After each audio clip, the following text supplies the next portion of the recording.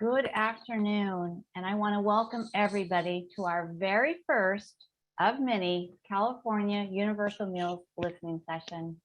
My name is Kim Frenzel, the Director of Nutrition Services with the California Department of Education.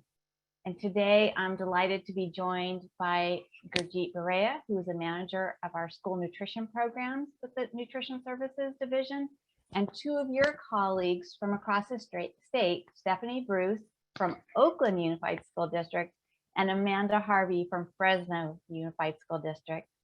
Gurjeet will be providing an overview of the California Universal Meal Program, and Stephanie and Amanda will be sharing their wisdoms and their best practices for operating community eligibility and universal meals. As everybody is settling in to our listening session for today, a few housekeeping reminders I want to share, and that is these are being recorded, so they will be available on our COVID-19 web pages. We will put a link up in chat so that you will know where to find those once they're posted. And all of our lines are muted, but we are taking questions and input through the Q&A feature. We want your feedback. It's incredibly important to us. It's going to be invaluable as we navigate universal meals and we develop the program for California. It will help inform us not only on the policies, but also ensuring that we are providing enhanced technical assistance and support that you all need to be ready for universal meals come the next school year. One thing that is a little bit different with today's listening session compared to our monthly town halls is that we will not be providing direct responses in today's session.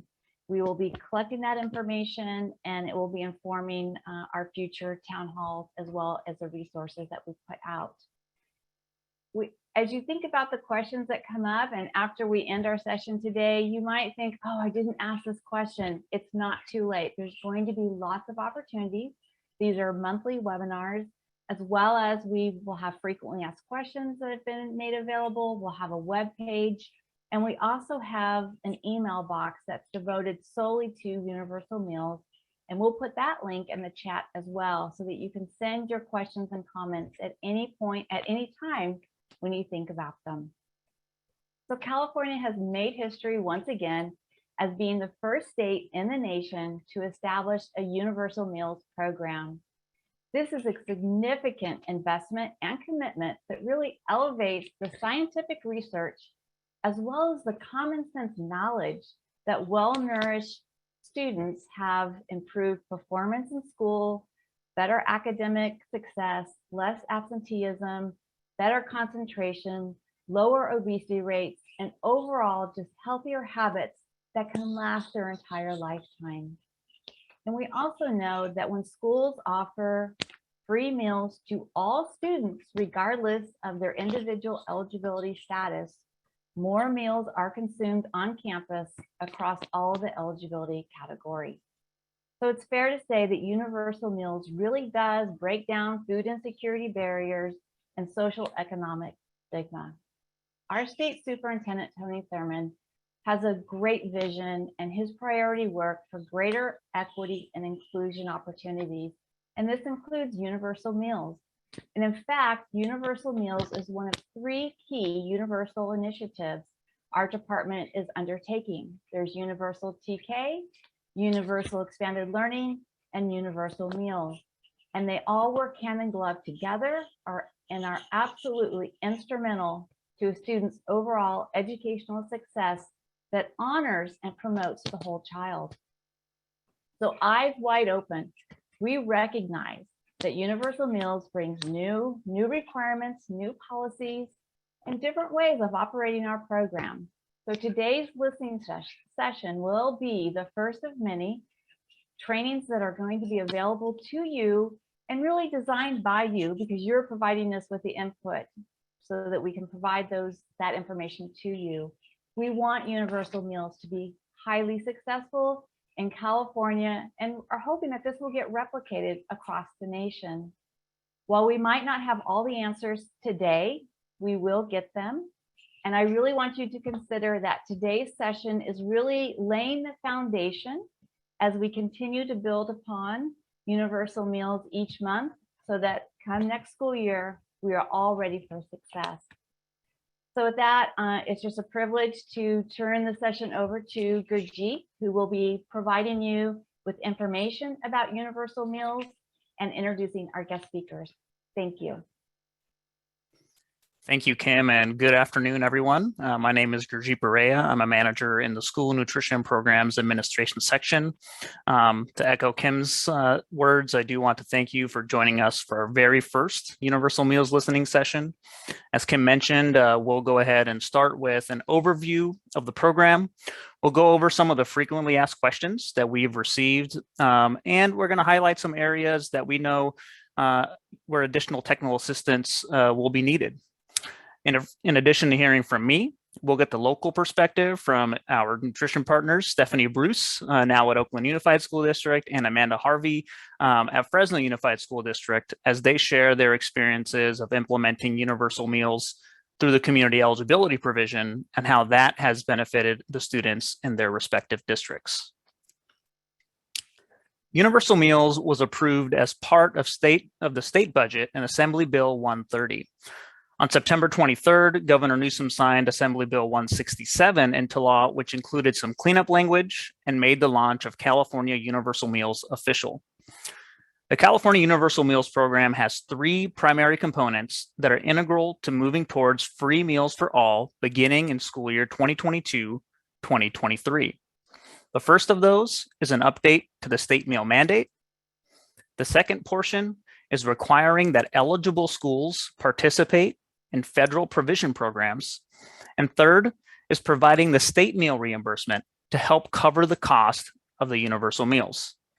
Let's take a little bit of a deeper look into each of these components.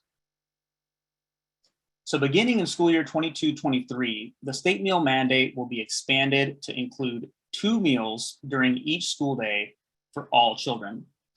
This means that schools must provide a nutritiously adequate breakfast and lunch each school day to all children, regardless of their eligibility status. While we do have a state meal mandate in play currently, it only requires that schools provide 1 meal each day to needy students. The second portion of the California Universal Meals program is in place to ensure that we are maximizing federal funding. The California Universal School Meals will require that eligible schools apply to participate in a federal meal provision, such as community eligibility provision or provision 2. For the purposes of this part of the Universal Meals program, eligible schools are defined as those who qualify to participate in community eligibility provision, meaning that if you have a school that has an identified student population of 40% or more, that you must apply for a federal provision program. As with the state meal mandate, we do have current law on the books. However, that law allows LEAs to seek exemption from this requirement. Beginning in school year 22-23, LEAs will no longer have the ability to request an exemption from participation in federal meal provisions if they are indeed eligible. The third component is the funding. So beginning in school year 22-23, the state of California will provide funding to supplement the federal meal reimbursement for serving breakfast and lunch. In order to qualify for the state funding, LEAs must participate in the federal national school lunch and school breakfast programs, serve compliant meals, and meet all federal and state requirements under these programs.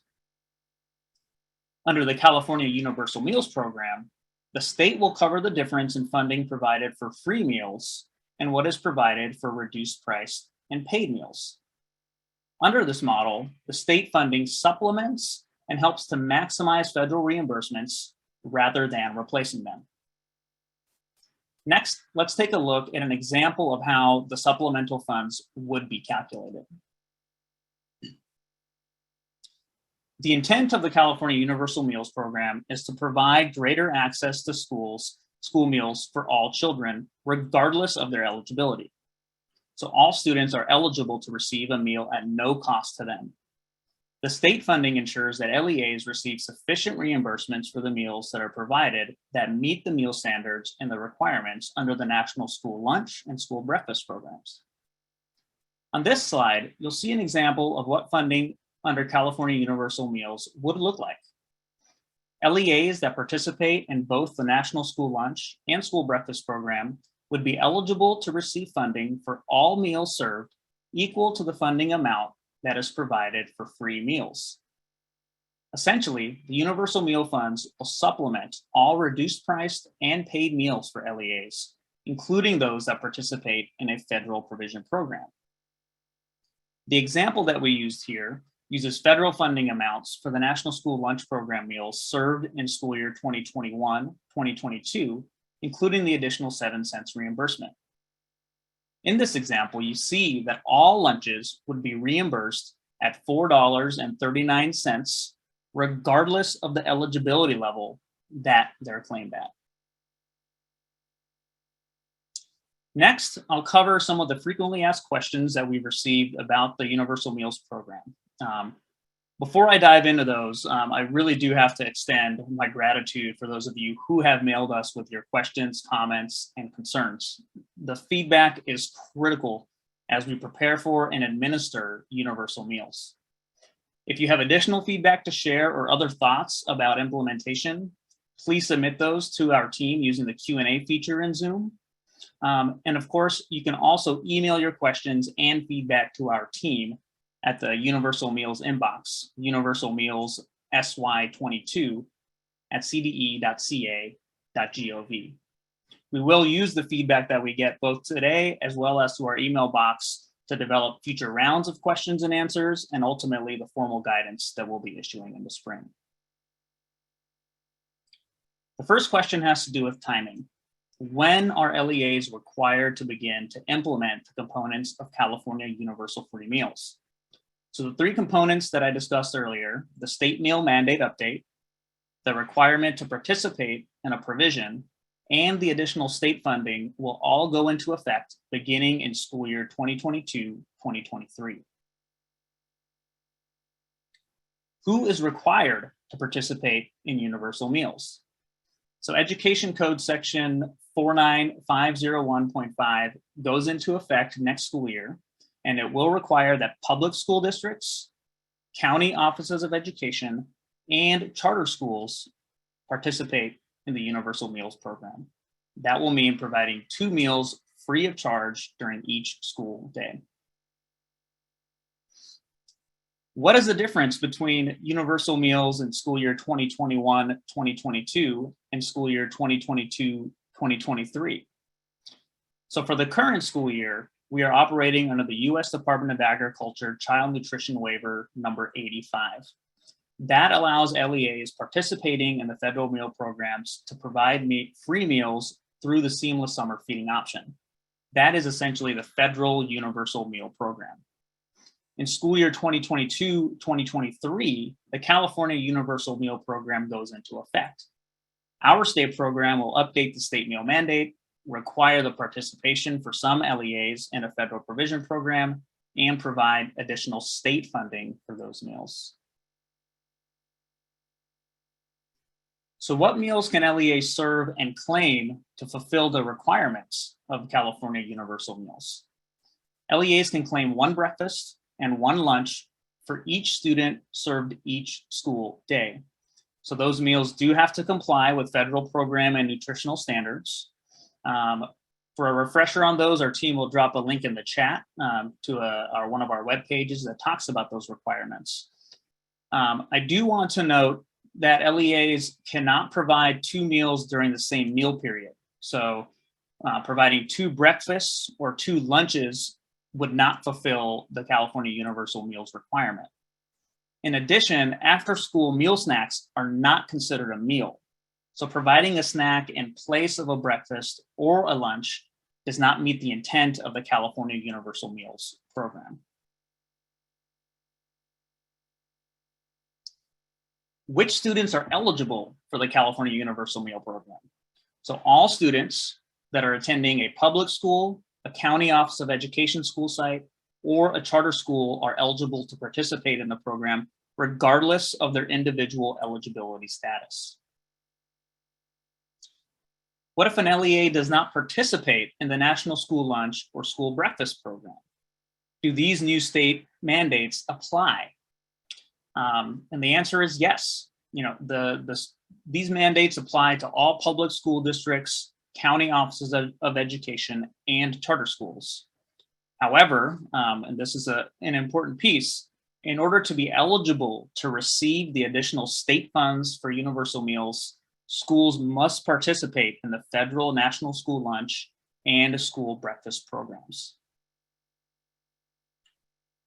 What if an LEA does not have a cafeteria? Are they exempt from providing breakfast and lunch? All LEAs are subject to the mandate. So all LEAs will be required to offer a breakfast and a lunch each school day to any pupil that requests a meal, and that is regardless of their school facilities. What about low poverty LEAs? Can they participate in the California Universal Meals Program and receive the state reimbursement? Yes. Once again, all public schools, county offices of education, and charter schools that participate in the federal National School Lunch and school breakfast programs can participate in the California Universal Meals Program. There is no minimum free or reduced price eligibility requirements to be able to participate. Does this mean that LEAs still need to collect free and reduced price meal applications, even if all children are receiving free meals? And the answer is generally yes. LEAs that participate in the National School Lunch and School Breakfast Program will need to collect meal applications. All of the federal regulations still apply. That includes, you know, the determination of eligibility for National School Lunch and School Breakfast. In those circumstances, you know, claims that are submitted for reimbursement need to be claimed in accordance with the amount of free and reduced price and paid meals that have been served. There are some exceptions, you know, for collecting applications and following traditional meal counting and claiming procedures. And those exceptions apply to schools that are participating in either community eligibility provision or one of the other federal provision options. Will there be a separate application for California Universal Meals? No, there will not be a separate application specifically for the Universal Meals Program. However, LEAs must be approved to participate in both the federal National School Lunch Program and federal School Breakfast Program to receive reimbursement under the Universal Meals State Program. So sponsorship in those programs does require an application process and approval by the California Department of Education. We do have a webpage that talks in detail about the National School Lunch Program application process, and our team will drop a link to that page into the chat for you. Do LEAs have to apply for the CEP or for another provision to provide universal meals?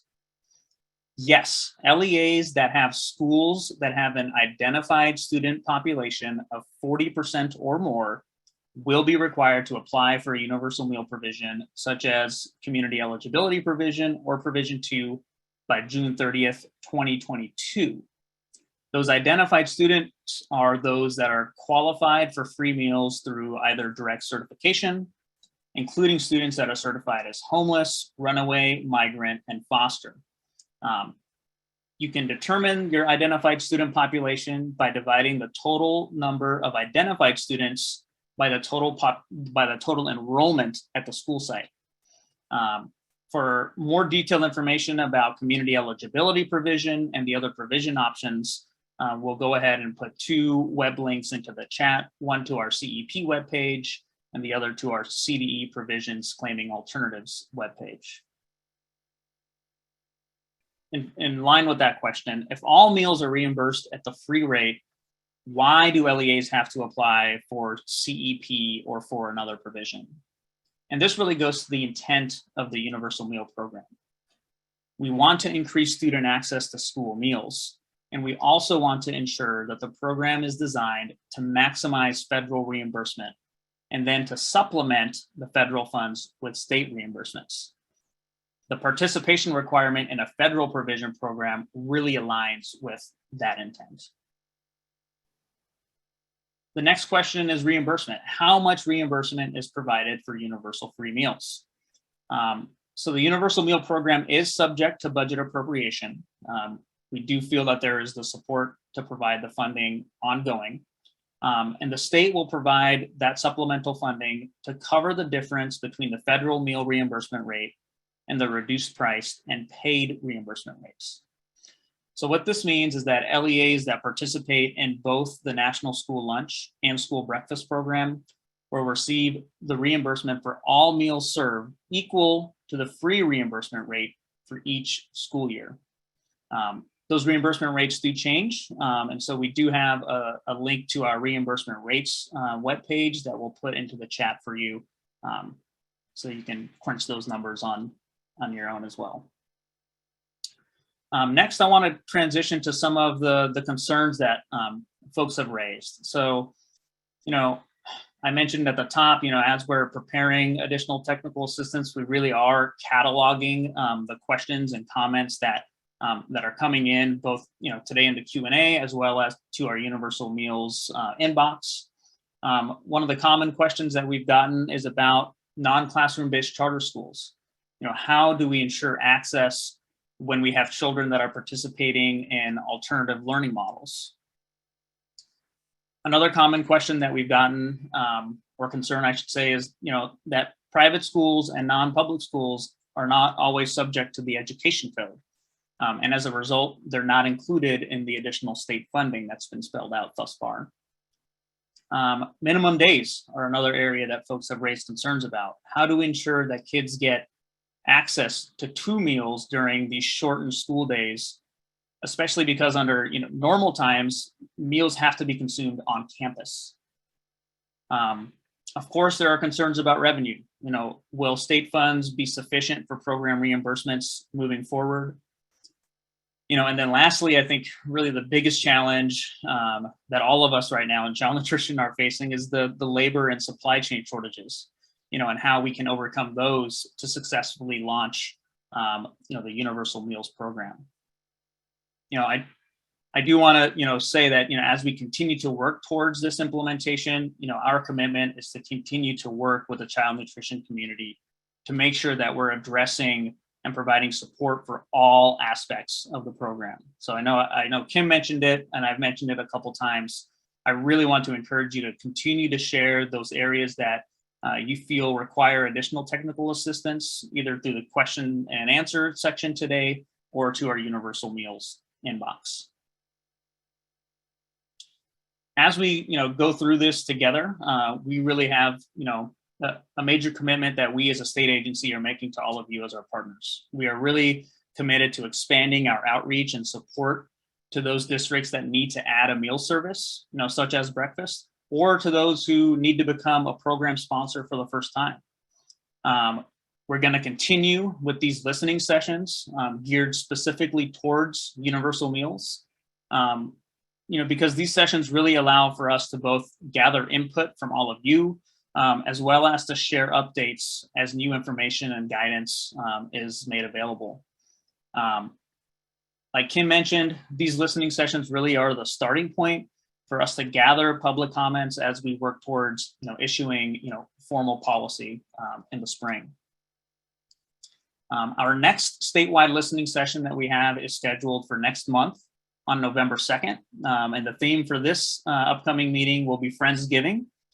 We're very excited to share that we're going to be joined by our friends at No Kid Hungry, Nourish California, and the Nutrition Policy Institute. And they'll join us to talk about how we can help to reduce food waste, as well as to maximize participation in our programs as they continue to expand. In addition to these regular listening sessions, in January, we'll be launching our Universal Meals training series, where we will provide monthly virtual training sessions geared toward specific topics that are integral to the successful implementation of Universal Meals. So our first topic that we have on store for January will focus on the requirement for those high poverty districts to apply for a federal meal provision for the upcoming school year. Our staff will provide an overview of CEP. We'll talk about how you can be best prepared to apply and walk you through the requirements of the application process. Other topics that we have on our radar for the future include how to maximize direct certification, how to improve breakfast participation, reducing food waste, how to successfully participate in the school nutrition programs as a small school district, as well as considerations for those schools that have low, free, and reduced priced student populations and how they can successfully participate. If there are some specific topic areas that you're really interested in hearing about and you didn't hear me mention it, please let us know and drop that in the Q&A, so that way we can develop those as we move forward. By this point, I'm sure you're tired of hearing my voice, so I am very excited to hand the stage over to two of your peers. We have Stephanie Bruce from Oakland Unified School District and Amanda Harvey, the director at Fresno Unified. Our first speaker, Stephanie, just recently transitioned to Oakland Unified, where she is working with the student enrollment of 48,000 kids. Stephanie's worked as a food service director for the past 22 years in 6 different districts. I have to imagine that by this time, she's just about seen it all. She's passionate about building equitable school meal programs that aim to increase food access to all students. Recently, with assistance from her local farmers, she's helped to provide 1 million pounds of farm fresh, locally grown produce to students during the pandemic. And it's not every day that you can introduce a peer that was mentioned in the New York Times. Stephanie, please take it away with your experience on CEP and the best practices that you've used to make your program a success. Thanks so much, Gurjeet. I really appreciate that. And yes, I am now day 2 in Oakland Unified. So hopefully somewhere down the line, I can share some of the things we're going to be doing here. But today I'm actually going to focus on my previous district, which is Palm Springs Unified. And just to give you a little background, it's 5 cities. We were about 20,000 students now post-COVID. Large area, 500 square miles, 27 schools. And prior to COVID, we had a free and reduced percentage of 87%. That's now increased to 96%. We are a resort town, so people lost their job overnight when the shutdown happened. And as you all know, that industry is still struggling, so many people are not back to work. We did on average about 30,000 meals a day. And when I first started in Palm Springs, my goal was to do a universal meal program. And so we spent several years looking at CEP, looking at Provision 2, and wanted to figure out which was going to be the best option for us. And at the time, we could only get an ISP of about 36%. And so we weren't even eligible to apply for CEP. So, it wasn't until the Medicaid and Medicare became part of CEP that we were actually able to bump that up. And I was able to get a 63.5% ISP, which made universal meals across the board and 100% reimbursable free. So you can do this. Just don't panic. And I know some of you are out there like, well, I've got a low free and reduced district. I'm going to go over that just briefly to kind of give you an idea. You're going to have to do the numbers. You're going to have to do the math to see what's going to work. But you have options. There's CEP or Provision 2. Yes, there are 2 other provisions, Provision 1 and Provision 3. The problem with Provision 1, it's only a 2-year term and you have to have at least 80% of your students eligible. Provision 3 is similar to Provision 2, but it requires the Nutrition Service Department to offset any loss. And when you're already going to be struggling with making sure this works, you don't want to put yourself in that position. So Provision 2 has really been the option for school districts since the 80s when it came into effect. And the goal here is to maximize your federal reimbursements.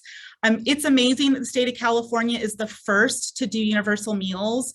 And I think it's amazing. And the goal now is to get it countrywide, and we might be the example for that. But you want to maximize your federal reimbursements because that is where the lion's share of your revenue is coming from. So just to give you some differences between the too, CEP, of course, is based on all of your direct certifications. So those are those students that qualify for SNAP, TANF, CalFresh, CalWORKs, Foster, Homeless Migrant Runaway, and you want to ensure that you have that 40% ISP that allows you to apply for CEP. And of course, the state of California will require that you do some sort of provision at 40%, and you multiply that by 1.6, that will tell you the percentage of meals that you will reimburse at the free rate. And then the rest will be reimbursed at the paid rate. And as Gurjeet showed you earlier in his slide, the state will offset that difference so that you will be fully funded as long as we have funding to do that. CEP schools can be grouped, which is great. So if you have a site that has a high ISP and one that has a low ISP, you can group those together to maximize that percentage across a grouping of schools, which will hopefully maximize your revenue. There are tools that you can use to do this. I know there's a website, I'm going to lose the name of it, but I'll make sure I email it to Gurjeet so it can go out with information from this listening session. And they'll actually put the information and data together for you and show you what the better grouping is, whether it's CEP or Provision 2. You might have a mixture of both in your district. There's no meal applications for 4 years, and then you just claim based on that free and paid. Provision 2, a little different. It is based on meal applications. So you would set a base year, take those meal applications, depending on what that percentage ends up being, that would be how you claim your meals moving forward. So if you're a high needy district and let's say 70% qualify for free, 20% for reduced and 10% for paid, then no matter how many meals you serve, you're always going to claim based on those percentages. If you're a low, free, and reduced, same thing, just lower percentages, and the state will have to provide a little more revenue in the offset for you to be fully reimbursed for your meals. So that's why I say don't panic, but we still need to do our part to do our best at maximizing that federal revenue. And the other difference about Provision 2 is it's by school site. You don't group with Provision 2. So you're going to really have to take a look at both and see where the maximum revenue that you can receive will be. Direct certification, though, is critical. It will increase the eligibility for your students. And one of the beauties of direct certification is being able to extend that benefit to other children in the household. So if they qualify for SNAP, TANF, CalFresh, CalWORKs, or Medicaid free, those eligibilities can be extended to all the children that reside within the same household. Now, if you don't have a good relationship with the person who manages your student database, you want to make sure you start having conversations with them about cleaning up the addresses in that student information system, because that is where your point of sale system will download the information and then help you extend that benefit appropriately. If anybody went through this last process with getting all of the addresses correct for PEBT cards, hopefully that's better than it may have been in the past, but I know that was a struggle for us in Palm Springs to really ensure that our registrars were entering addresses consistently so that we could better extend those benefits. It really does make a difference. So that's a tip I really want to offer you. Of course, for Provision 2, once you do that direct certification process, you really only need meal applications from those students who aren't directly certified. So that lowers and lessens the burden of the amount of applications that you have to process. So, just doing a lot of this back end work and getting prepared for that will make the process go a lot smoother. And I just want to give people an example of the numbers. And I used a CEP example that has a low ISP or low identified student. Your identified students are all those students who are directly certified. On April 1st, you're going to take a snapshot of all of the students that are enrolled on April 1st. And then you're going to take all of the identified students that are qualified as of April 1st, divide them, and that will give you your individual student percentage, which is that 45%. You then multiply that by the 1.6 multiplier, and that will tell you the percentage of meals that you will claim at the free rate. So once you know that, and you know the average number of meals you serve, you can determine if that 72% reimbursement rate will get you close to your break even. But the beauty in California now is with universal meals, the state will then offset the difference for those paid meals so that meals are fully funded. But I'm going to say over and over again, it's our responsibility to maximize that federal reimbursement, because that's really where the bread and butter is, and we want to make sure that this program continues. So we want to make sure that we maximize that federal reimbursement. And then just for example, on a provision 2, and I purposely took a low free and reduced number. If you have 25% of your students who qualify for free, you'll get the full federal reimbursement. And I took some earlier numbers than Gurjeet, so please refer back to Gurjeet's slide, which has more accurate numbers on it. And then 10% of the meals you serve will be reimbursed at the federal rate plus the state rate. And then again, you're paid at the federal rate, which is, in the 30 cents, and the difference of the state reimbursement in order for your meals to be fully funded. So this is why I say don't panic. Now, Gurjeet did mention, while the funding is available, we always have to remember that there is a number that they've provided us.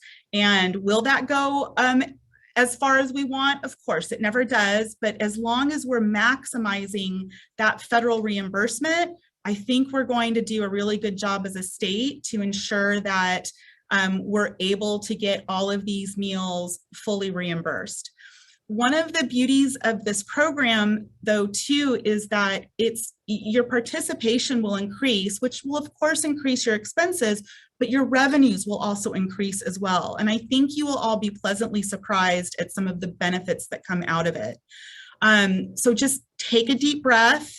Just, if we didn't like a puzzle or a challenge, we wouldn't be in this industry. And this is just yet another puzzle and challenge to accomplish. So focus on those direct certifications and extending those benefits and working with your student information systems to get the addresses as accurate as possible.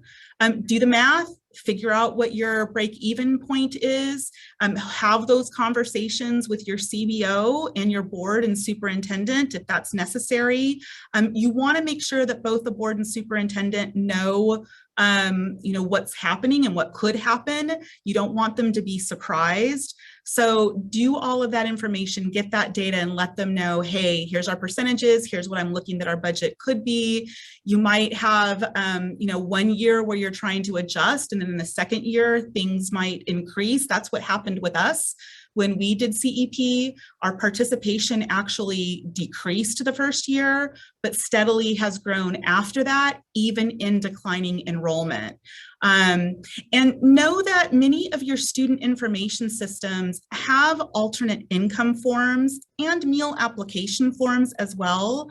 I will tell you, when we went to an electronic meal application, our increase in applications was 500%. So the more access you give people, and you can send it to them electronically, you can do all sorts of things, they will complete it and send it in. I know a lot of people are worried about the struggle with that, but access is key, and it's surprising how many people have cell phones that can fill these forms out in a matter of seconds and get them right back to you.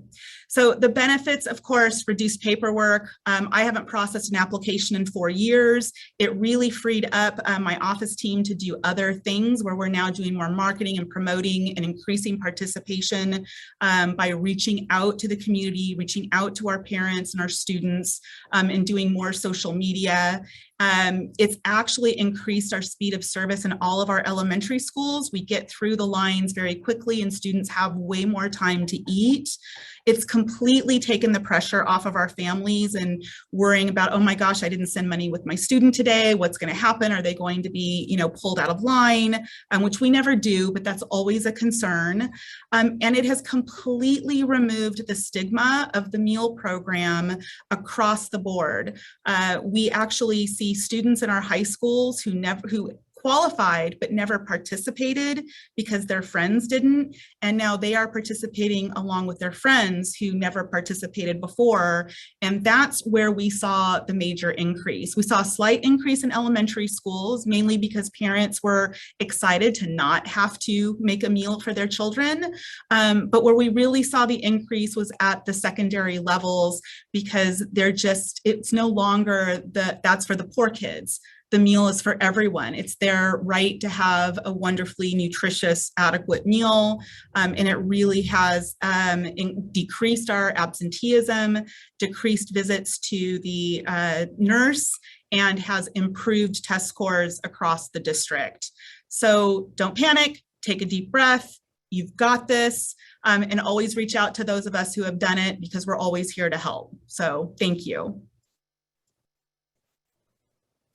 Thank you, Stephanie. I feel like every time I hear you talk about CEP and direct certification, I learn something new. A 500% increase when going to electronic applications, that is, increasing the access, and they will come. I mean, that is just a prime example of that.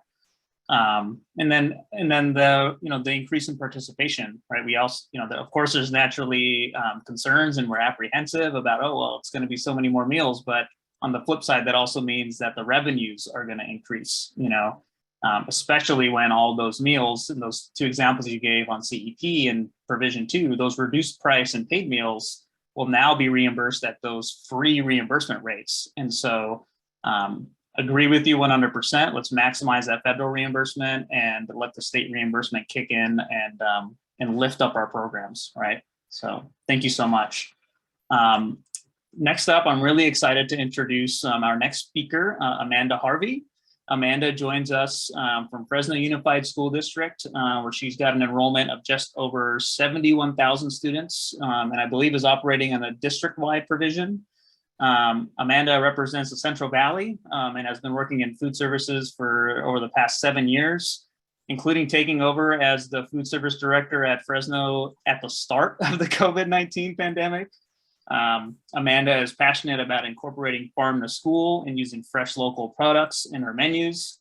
She's known for promoting nutrition education and healthy habits in students and providing professional development opportunities for her staff.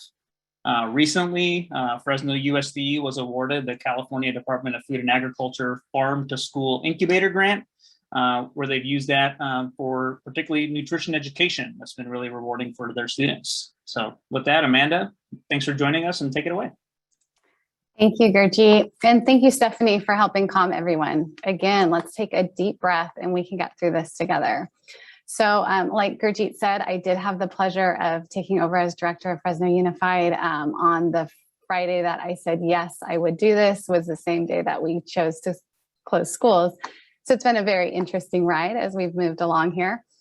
We have thankfully been doing CEP since 2014. So that was not something, that was something that was already in play. And so I just want to kind of reiterate on a lot of the things Stephanie shared with you, but kind of our district's view of it. So our mission in nutrition services is to provide the students of Fresno Unified School District with nutritious and appetizing meals to help them do their best in school each day. So as we all know that our students do better and learn better when they are well nourished. And CEP helps us accomplish this goal by removing any stigmas or financial burdens that might keep children from participating in the school breakfast and lunch program. And again, it's just amazing that, now California is offering universal meals. So we all get to have this opportunity, and all of our students in California have this opportunity. So a little information about Fresno Unified. We currently have about 72,000 enrolled students. That's a little lower after the pandemic. We have seen a little bit of an increase. We are the third largest school district in California. We are 100% free CEP district-wide. And we started CEP in school year 2014-15. And when we started at 95% free and 5% paid. So we renewed right the very next year. So 2015-16, we resubmitted, renewed our CEP, and we're at 100% free. We renewed again in 2018-19, still 100% free. And then we just recently renewed again for this school year. And again, we came out 100% free. We have 107 serving sites. And these numbers that are listed here on the slide are pre-pandemic. So we are not currently serving that same amount, but prior to, these were our average daily servings. And then we're seeing our numbers start to climb back up towards this, but we're not quite there yet. But just like everybody, we're seeing them increase as our students, staff, and parents kind of get back into the swing of in-person learning.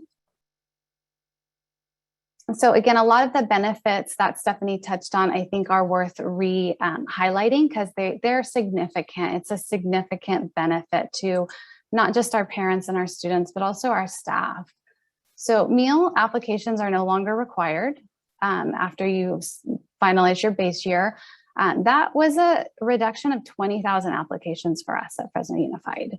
So this obviously streamlines, it reduces our administrative burden. And again, it's not just a burden on our staff, it reduces a burden on our parents and the stigma associated with it for the meal. So again, it's just such a benefit for our students. Breakfast and lunch are offered at no charge to all students, regardless of income levels. It expands access to free meals while reducing paperwork and streamlining our meal service operations. It reduces long lunch lines, so that that was a big thing. Our elementary schools, especially, we serve 800 meals at an elementary school in 10 minutes. It goes very fast, and especially now with our in the current environment that we're living in, any congestion that we can reduce in the cafeteria is huge. And then also the additional reimbursement revenue that you'll receive. And so these are the increases that our district saw when we switched to CEP. And so district-wide, again, all of our sites, all 107 feeding sites, district-wide, we saw about a 5% increase in the number of breakfast and lunch served district-wide. We saw our biggest increase in our paid schools. So prior to going to CEP, we had 18 paid schools. And we saw an increase of 52% in the number of breakfasts that were served. We had about 3 or 4 school sites that weren't serving breakfast at all. So that gave us a big increase in our breakfast participation. And then 20% increase in our number of lunches served at our 18 paid schools. So each day we're serving, and again, these were just prior to the pandemic. But each day we're serving about 1,200 more breakfasts and 2,700 more lunches daily to our students district-wide. So obviously in a school year, that's a significant increase to our revenue. And so as you're moving through this process, right now is the time to start having the necessary conversations with the key players in your district. It's important to identify who those key players are. Obviously, we need our support of our superintendent, our CBO, or our CFO, and the Board of Education, and our labor partners. So include all of them in the conversations. You don't have to do this on your own. This has been a very challenging time. And so reach out for support through this. And again, reach out to us. We're, those of us that have gone through this, we can help support and answer any questions along the way. So your direct certification data sources, you're going to want to identify within your district who your CalPADS contact is and work with them.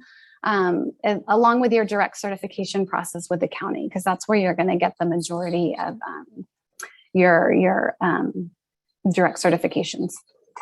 And then your alternate income forms, that's kind of that was a concern for our district, because once you do switch over to universal, once there's no need for applications, the district is still going to need that information for their local control funding formula.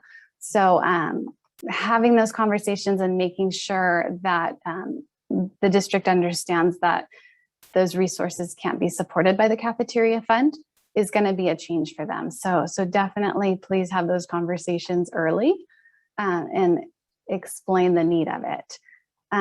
And then any school sites that are not currently serving breakfast, this is going to be a change with their bell schedule, with school site admin. So reaching out to those principals and explaining that, you know, we're now required to serve breakfast.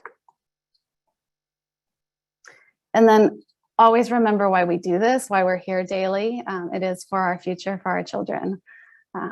So thank you all. Again, my information's on here. If anybody has questions, we can help you navigate this process. We have a lot of people on our team that have been doing this for a long time to help work through that. And obviously all of our great resources at the CBE. Great, thank you so much, Amanda. That's some really great best practices that you highlighted there. You know, to me, renewing your CEP cycles to lock in a new 4-year ISP, a great strategy to make sure that you've got those reimbursement rates locked. To me, the couple numbers that really stood out, first of all was the almost 3,900 more meals served every single day.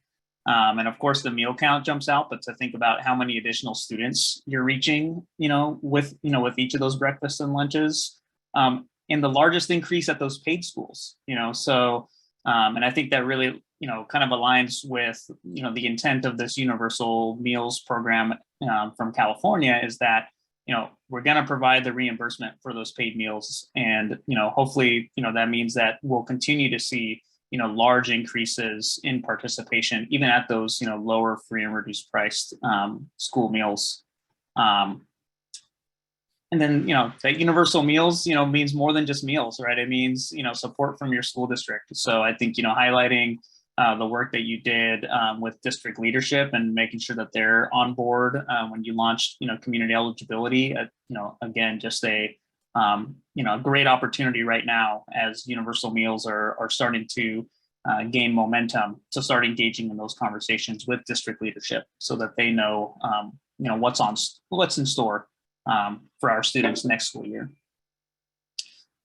Before we wrap up, I do, I think Kim mentioned at the beginning where I know we're not providing answers in the Q&A today, unlike our town halls. So if there are real specific questions that you have, I do encourage you guys to send an email to the Universal Meals inbox.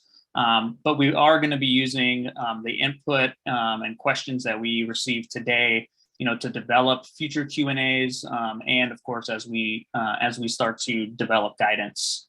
I do want to take a few minutes to go over some questions that came in that that we do have clear answers for.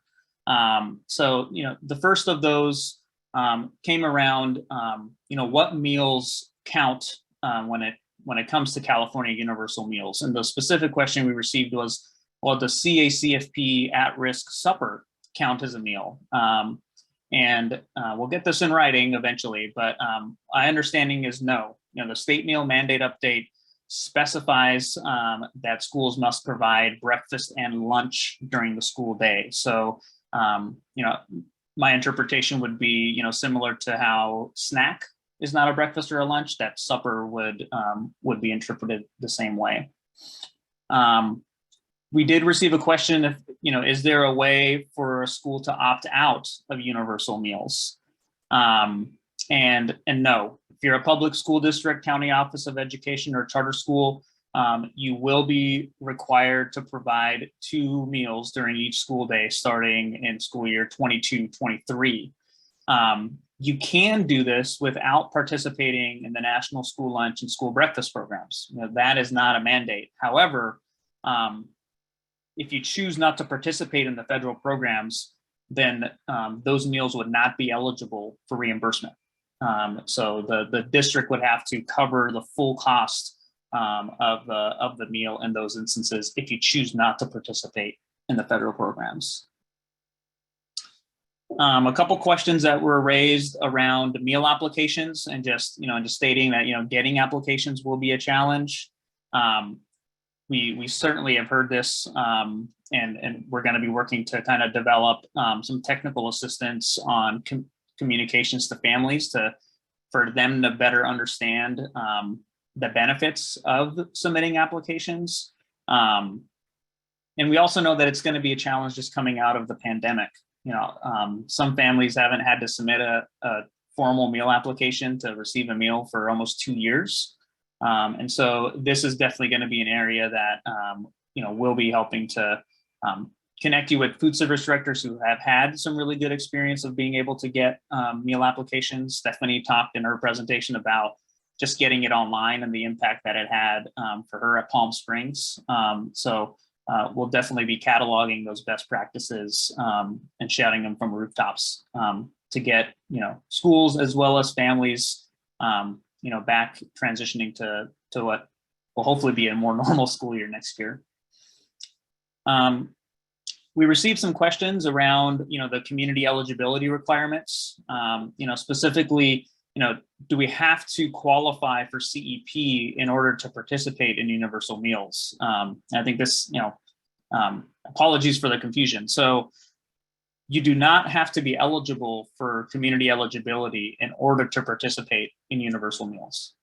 Even if you are a very low free and reduced price school district with low, you know, low free and reduced price eligibility, you can participate in California universal meals.